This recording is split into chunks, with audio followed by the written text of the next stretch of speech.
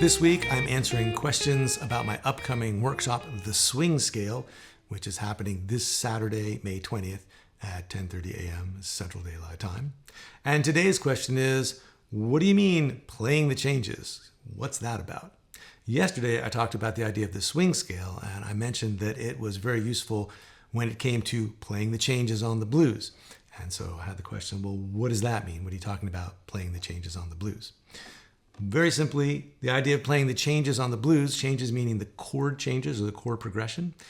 If you're playing the changes, it's the difference between taking one scale, say the minor pentatonic scale, and just playing it over all the chords, no matter what, and taking a scale like the swing scale, which I talked about yesterday, and using it to target specific notes in the chord progression as they go by. So if you're on the one chord, choosing notes that help to spell out the sound of the one chord with single note licks. When you get to the four chord, choosing notes that help to spell out notes of the four chord, and so on. So for instance, if you're on the one chord, B flat, the default one chord when you're playing a swing version of the blues is this B flat major 6 sound. So the swing scale happens to include the root, the third, the fifth, and the sixth of B flat. You can get them down here too. Here's the fifth, and the sixth, and the root, and the third.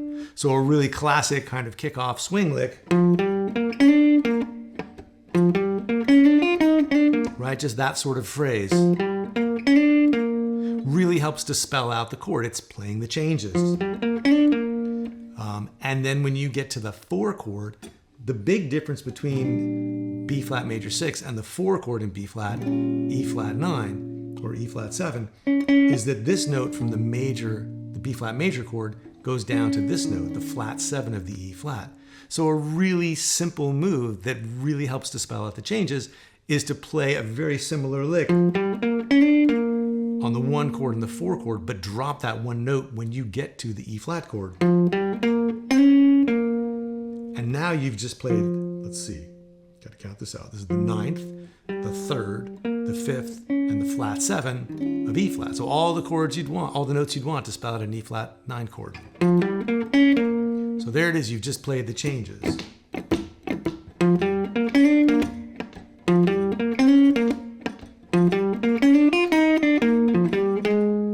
And on that last lick, again, third, fifth, third, root, fifth, flat 7. Which helps to telegraph the fact that we're playing a B flat 7 chord about to go over to E flat again. And you can do this over the 2 chord to the 5 chord to the 1 chord as well. So along the way, it's just the idea of taking this one scale, and within that scale, you can find the notes you need to help really articulate the other chords that are in the chord progression, not just the one chord. So that's the idea behind playing the changes. You can learn more about the workshop and sign up at the link below or the link on screen. If you've got a question or a comment, please leave it for me down below. I would love to hear from you. And I'll be back tomorrow with the answer to another question about the swing scale workshop.